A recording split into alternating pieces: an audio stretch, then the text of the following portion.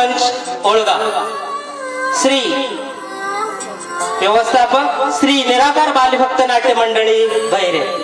श्री निराकार देवाच्या वार्षिक जात्रोत्सवानिमित्त श्री निराकार बालभक्त नाट्य मंडळ बहिरे सहर्ष सादर करत आहोत श्रीयुत दीपेश गुरुनाथ देसाई यांनी लिहिलेलं नवीन प्रथम कलाकृती माझ्या काळजाचा तुकडा. माझ्या काळजाचा तुकडा. माझ्या काळजाचा तुकडा. धन्यवाद.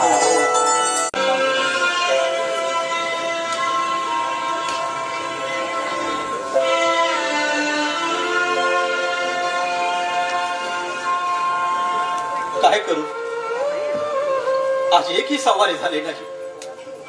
सवारी झाली असती, कमाई झाली असती 50-100 रुपयाची. आणि मी जाताना घरी मार्केटमध्ये जाऊन भाजी आणि अर्धा केजी तांदूळ घेऊन घरी गेलो असतो आणि माझ्या भावाला, माझ्या मुलाला मी पोटभर वाढलो असतो. पण काय करू, आज एकही सवारी मिळाली नाही मला. आज कुठला दिवस उगवला देव जाणे. एकही कमाई झाली नाही माझी. काय वाढणार मी माझ्या भावाला.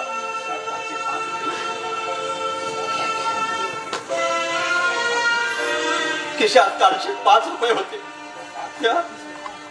या 5 रुपयाचे मी शेंगा घेऊन जातो. आज समजावून सांगावं लागेल माझ्या मुलाला, माझ्या काळजाच्या तुकड्याला, बेटा मी हे 5 रुपयाचे शेंगा आणलेले आहेत रे. हे शेंगा खा आणि 1 ग्लास पाणी पिऊन आजची रात्र काढ म्हणून सांगावं लागेल माझ्या मुलाला. मी माझ्या मुलाला सांगेल की बेटा मी सकाळी उठून परत रिक्षा घेऊन जातो. सवारी मिळाली की मी येतानाच बाजार करून घेऊन येतो आणि तुला स्वयंपाक करून पोटभर जेवण वाटतो म्हणून सांगावं लागेल माझ्या मुलाला. काढेल आजची रात्र माझा मुलगा, काढेल आजची रात्र.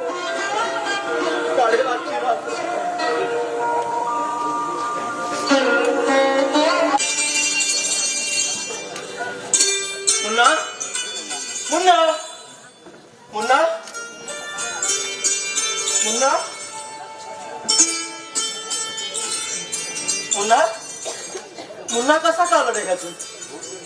रोज तर मी येण्याच्या अगोदर घरी येत असतोय, पण आज कसा आला नाही? 7-7:30 वाजायला आले तरी सुद्धा माझा मुन्ना आला नाही. कदाचित शेजाऱ्यांच्या घरी जाऊन बसले असाला किंवा सपनाच्या घरी जाऊन बसलेला असेल. सपनाला विचारून बघतो. सपना, अरे मुन्ना तू कुठे होतास इतका वेळ? आजची नाही दादा, आमच्या शाळेत गाण्याची स्पर्धा होती. त्या स्पर्धेत माझा पहिला नंबर आला. ही घ्या ट्रॉफी. अरे वा, किती सुंदर बक्षीस मिळालं आहे रे तुला. माझा मुन्ना की नाही आहेस मोठा हुशार. तू मोठा झाल्यानंतर ना फार मोठा माणूस होशील ना. पण दादा, मी मोठ्या झाल्यानंतर ना तुम्हाला कधीच विसरणार नाही. पण दादा, आज सगळ्यांचे आई बाबा आमच्या शाळेत आले होते. माझेच आई बाबा शाळेत आले नाही. मला फार रडायला आला. पण दादा, तुम्ही का नाही आले आमच्या शाळेत? दादा, मला वेळच मिळाली नाही रे मुन्ना. आता दुसऱ्या वेळी ना कुठलीही स्पर्धा झाली ना आमच्या शाळेत तर तुम्ही नक्की यायचं हा दादा. अजिबात विसरणार नाही हा. तुमच्या शाळेत कुठलीही स्पर्धा कार्यक्रम झाला ना की मी नक्कीच येईन. आणि तुझा कार्यक्रम बघायला ना तर मी नक्कीच येईन रे पोरा. प्रॉमिस दादा?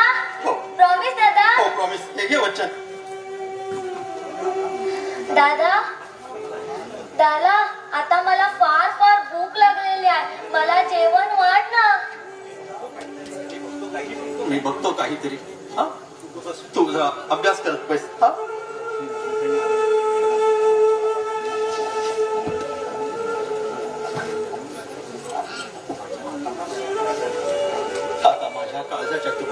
माझ्या मुलाला जेव्हा काय वाढायचं शेंगा आणलेल्या आहेत मी 5 रुपयाची.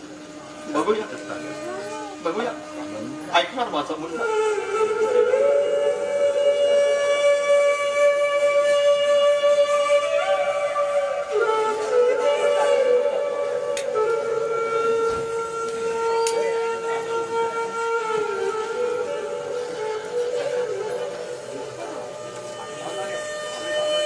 दादा दादा झालं काय रे स्वयंपाक?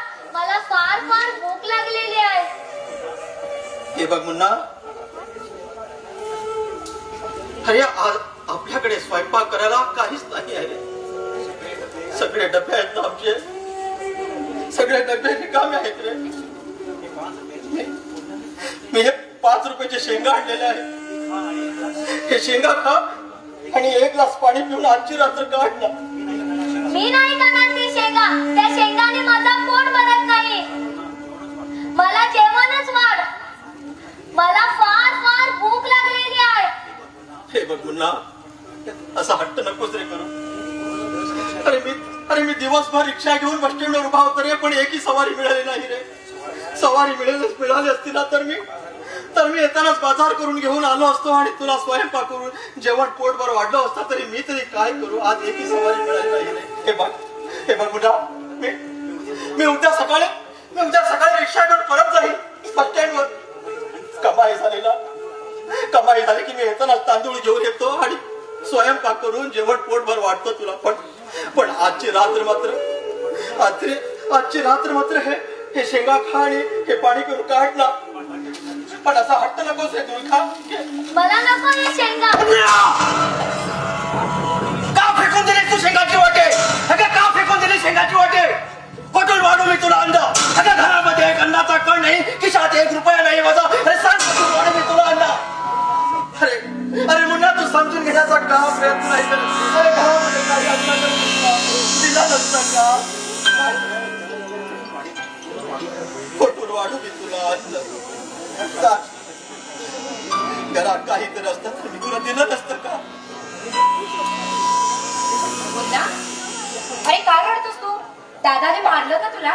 नाही नाही नाही, दादा मला कधीच मारत नाही. पण आज की नाही, माझ्या आईची मला खूप खूप आठवण आली. आज माझी आई असती तर मला पोट भरून वाटली असती. माझी आई मला का सोडून गेली? माझी आई मला का सोडून गेली? असं बोलायचं नाही. नाही रे मुद्दा, असं नाही बोलायचं. मी आहे ना तुझ्या पाठीशी. असं नाही बोलायचं.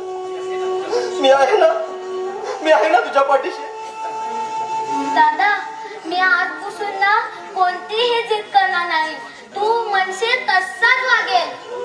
होय माझ्या मुन्ना बाळा.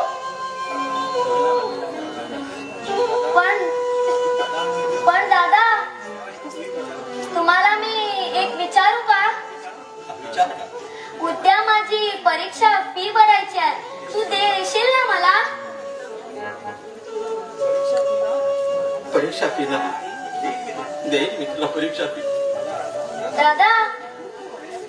दादा मी खूप खूप अभ्यास करीन. खूप मोठा माणूस आहे. खूप पैसे कमेल. मग त्याच्यानंतर तरी आपली गरिबी दूर होईल ना दादा? मग आपल्याला कधीच उपाशी राहावं लागेल नाही ना दादा? होय माझ्या मुन्ना बाळा. होय. अरे माझ्या काळजाचा तुकडा आहेस रे तू. अरे मी सुद्धा तुला शिकवण्यासाठी माझा रक्ताचा त्याग करेन मी. अरे वाटेल ते मी कष्ट करीन, पण तुला मी शिकवेन. फार फार शिकवेन मी.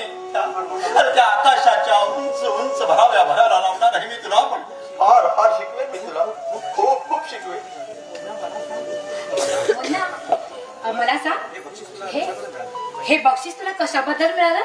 आमच्या झालेल्या गाण्याच्या स्पर्धामध्ये. काय? अरे वा, म्हणजे तुला गाणं सुद्धा म्हणता येतं तर?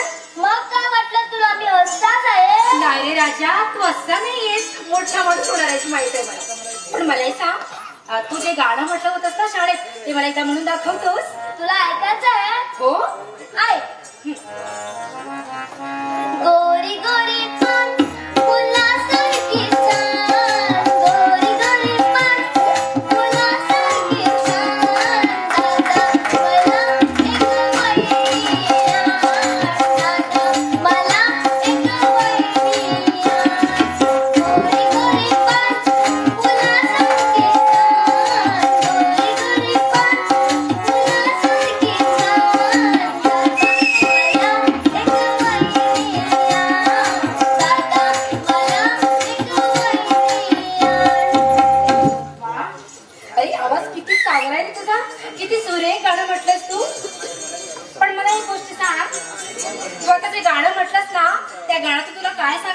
तुला तुला एक वहिनी पाहिजे होय ना? मग काय तू होशील का माझी वहिनी? मुन्ना तू आज ना तू फार बोलायला लागलास हा तर तू जाऊन आज अभ्यास करताना का सोडून येतो हा?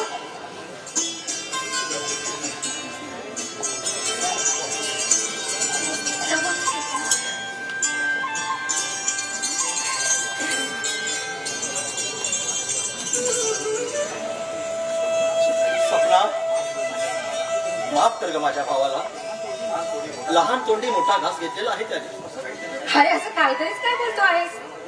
खरं म्हणजे मी बोलू शकले नाही ते आज तुझ्या मुन्नाला बोलून दाखवलं बघ. म्हणजे अगं म्हणजे काय म्हणायचं काय तुला राज मी मी मुन्नाची वहिनी व्हायला तयार आहे. नाही सपना नाही हे शक्य नाही आहे का शक्य नाही? का शक्य नाही राज? अगं अगं ज्याच्या जीवनाचा टायर संपलेला आहे अगं जो माणूस स्वतः जीवन रथाची टायर चांगल्या प्रकारे शिवू शकत नाही अशा माणसाच्या जीवनाच्या संसारात येईल तू काय साध्य करणार आहे सपना? राज अगं ज्या ठिकाणी मी माझ्या भावाचं जबाबदारी चांगल्या प्रकारे पेलू शकत नाही तिथं तुझी नवीन एक जबाबदारी कसं पेलणार आहे सपना? राज म्हणजे मी तुला जबाबदारी वाटते का रे? हे बघ सपना तू मला समजून घेण्याचा प्रयत्न कर अगं मी आयुष्यात लग्नच न करण्याचा निर्णय घेतलेला आहे. पण का असा निर्णय तू का घेतलाय? सांग ना राज. का म्हणून तू मला विचारू नकोस. का विचारू नको राज? सांग मला तसा अधिकार नाही का तुला विचारण्याचा? सांग ना. आजपर्यंत माझ्या मन मंदिरात तुझी मूर्ती स्थापन करून देवासमोर तुझी पूजा करत आले आहे. मी तुझ्यावर प्रेम करते राज. प्रेम करतेस तू माझ्यावरती सांग होय. खरं तू प्रेम करतेस माझ्यावरती आता काय बघितलं तू माझ्यात एवढं प्रेम करण्यासारखं? अगं एक सुशिक्षित बेरोजगार तरुण लहान भावाची जबाबदारी चालवण्यासाठी मी रात्रंदिवस रिक्षा चालवतो आहे हे बघितलंस तू माझ्या? राज नाही सपना नाही मी अशा भावनांना फार फार दूर गेलेलो आहे म्हणून पडलेल्या आहेत माझ्या भावना शून्य झालेला माणूस आहे मी. आणि माझ्या हृदयात माझ्या मुन्नासाठी जागा आहे आणि इतर कुणासाठीही जागा नाही. माझ्या मुन्नाची जागा इतर कुणीही घेऊ शकणार नाही. आणि मी तर तुझ्याकडे त्या नजरेने कधी बघितलं सुद्धा नाही. अगदी बरोबर बोललास. अरे याच एकाच गावचे आपण दोघे असताना सुद्धा तू डोळे भरून कधी माझ्याकडे बघितलं सुद्धा नाही. आणि म्हणूनच तुम्हाला फार फार आवडतो. तुझ्या भावना आवडल्यात, तुझे गुण आवडलेत, म्हणूनच माझं तुझ्यावर प्रेम बसलंय. नाही सपना नाही अगं स्वतः रिकामी राहून अगं गुलामासारखं जीवन जगणाऱ्या माझ्यासारख्या तरुणानं लग्न करून काय देणार आहे मी या उद्याच्या पिढीला? दुःख दारिद्र्य यातना लाछना एवढंच ना. जेव्हा अन्न करून मराठी पाळी येईल तेव्हा भिकेचा कटोरी घेऊन जन्म दिलेली माझी मुलं मला विचारतील माझी मुलं मला प्रश्न करतील बाबाला आम्हाला खायला घालायची तुमच्यात ऐपत नव्हती तर कशाला जन्माला घातलं बाबा? तुम्ही आम्हाला कशाला जन्माला घातलं? जन्म होताच आमचा गळा घुटून आम्हाला ठार का मारले अशी माझी मुलं मला विचारतील. मग मी काय उत्तर देणार आहे सपना? नाही सपना नाही. म्हणून नको आहे मला बायको आणि नको आहे मला मुलं. कारण माझ्या जीवनाची रिक्षा अशा दारिद्र्याच्या चिखलात पसरलेली आहे की ती आता कधी वर येईल असं कधीच वाटणार नाही का सपना? माझी एकच इच्छा आहे आणि ती म्हणजे माझ्या मुन्नाला माझ्या काळजाच्या तुकड्याला मी खूप शिकवेन. खूप मोठा माणूस पेवेन. आकाशात उंच भयाला लावणार आहे मी त्या माझ्या भावाला. येतो मी सपना. थांब राज, आता कुठे निघालास? दवाखान्यात कशासाठी? अगं तुला माहीतच आहे ना अगं गेली 3 वर्ष झाली शेती आमची पिकलेली नाही म्हणून 3 वर्षाखाती शेती आमची गहाण ठेवून मी एक रिक्षा खरेदी केला. वाटलं होतं मी एक रिक्षा चालवेन आणि माझ्या भावाचं आणि माझं पोट भरेन म्हणून. पण या एवढ्याशा ह्या लहान गावात धंदा तो काय माझा होतच नाही. अगं आजचं चित्र बघितलंस ना तू? अगं माझ्या भाऊ गायनाच्या स्पर्धेमधून प्रथम बक्षीस आणतोय आणि आनंदाने उड्या मारत माझ्या घरात येतोय आणि मला विचारतोय मला सांगतोय दादा लागलेली आहे रे. मला जेवायला वाढ म्हणतोय, पण मग मी काय करायला पाहिजे होतं सपना? माझ्या अगं या मोठ्या भावाचं कर्तव्य समजून मी त्याला एक अन्नाचा ताट ठेवायला पाहिजे होता त्याच्यासमोर. अगं माझ्या घरात अन्नाचा ताट जरी नसला तरी एक भाकरीचा तुकडा जरी त्याच्यासमोर ठेवायला पाहिजे होता. पण मी काय केलं ग? पण काय केलं समजा? त्याच्या गालावरती थापड मारली ग. किती क्रूर आहे ग सपना, किती क्रूर आहे. शांत बस, जीवाचा त्रागा करून घेऊ नकोस. हे बघ, मला सांग, तू दवाखान्यात कशासाठी जातोस ते नाही सांगितलंस तू. अगं एक रिक्षावाला स्वतःच्या पोटाची खडी भरण्यासाठी आणि दुसरं काय करणार? म्हणजे काही कळलं नाही मला. सांग ना समजावून काय ते. सपना, अगं आजवर माझ्याजवळ माझी मालती विकण्यासारखी माझी संपत्ती आहे आणि ते म्हणजे आता माझं रक्त. राज, म्हणजे तू रक्त विकणार आहेस? नाही राज, नाही. होय सपना, आज माझं रक्त विकणार आहे. नाही राज, नाही. तुला असं करता येणार नाही. असं नाही करत. असं काय करत? अगं उद्या माझ्या भावाची परीक्षा मी भरायची आहे. माझ्या उपाशी असलेल्या मुलाला मला पोटवर अन्न घालायचं आहे. त्यासाठी माझ्याकडे आता रक्त विकल्याशिवाय दुसरा पर्यायच नाही आहे सपना. राज, वा वा राज, वा. आपल्या मुलासाठी त्याग करणारे आई बाप या जगात खूप पाहिले होते, पण भावासाठी असा त्याग करणारा तुझ्यासारखा भाऊ आज तुझ्या रूपातच पाहते. नाही सपना, हा त्याग नाही आहे. हे माझं कर्तव्य आहे. मी माझं कर्तव्य निभावण्यात माझ्या भावासाठी मी वाटेल ते करायला तयार आहे. आणि आज तर माझ्या समोर माझा उपाशी असलेला भाऊ मला दिसत आहे का सपना? आणि आज मी माझ्या मनाचा ठाम निश्चय केला. काय वाटते ते झालं तरी चालेल, पण मी माझ्या भावाला शिकवेन, खूप खूप शिकवेन. वा राज, वा. अरे या तुझ्या शब्दानेच आज मला मोहिनी घातली रे. म्हणूनच माझं तुझ्यावर प्रेम बसलंय. मनापासून प्रेम करते मी तुझ्यावर. सपना, अगं काय बोलतेस तू? पण हे बघ, आता पण तू काही नाही. तुझं सुख पाहिजे ना? मुन्ना तुझं सुख आहे ना? मग माझं तू त्याला शिकून खूप मोठा कर. या जगात त्याला मोठा होऊन त्याच्या स्थान त्याला मिळवायचं असं वाटतंय ना तुला? मग राज, आजपासून मी तुला वचन देते, मी तुझ्या संसारात कधी अडगळ पडणार नाही. तुझ्या सुखदुःखात सदा वाटेकरी होईल तुझी. जोपर्यंत मुन्ना शिकून खूप मोठा होत नाही तोपर्यंत मी स्वतःला अपत्य होऊ देणार नाही. हे माझं तुला वचन आहे.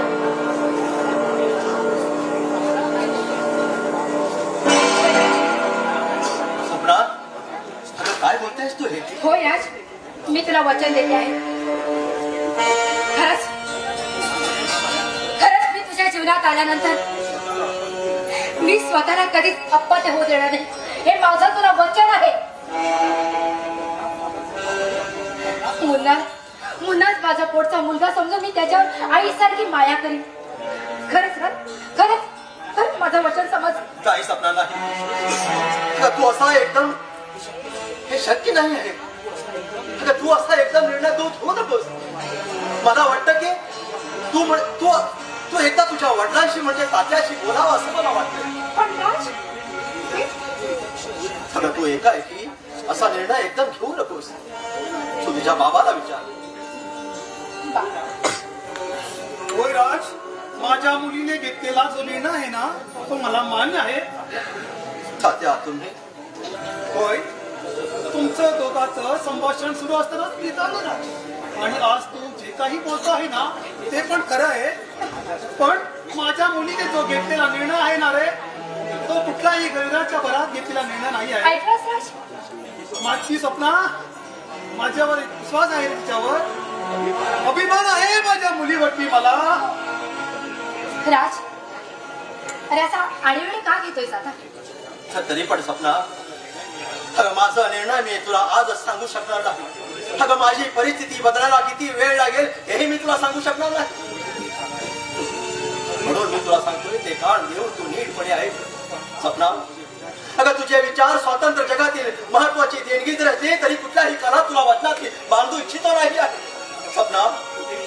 अगं कुठेही चांगला वर मिळालास, कुठेही चांगला मुलगा भेटल्यावर असा योग्य असा वर मिळालास तू कुशाल एक नवा संसार उभा कर.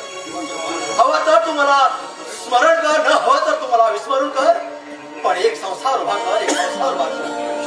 आणि शक्य झाल्या आणि शक्य झाला मला विसरण्याचा तो प्रयत्न. राज कारण या गरिबीच्या या धबधबत्या संसारात मी अजूनही तडफडू शकणार नाही ग सपना. सपना सपना माझं ओझ मलाच व्हायला हवे ग सपना. ह्या राजचा ओझ ह्या राजलाच व्हायला पाहिजे.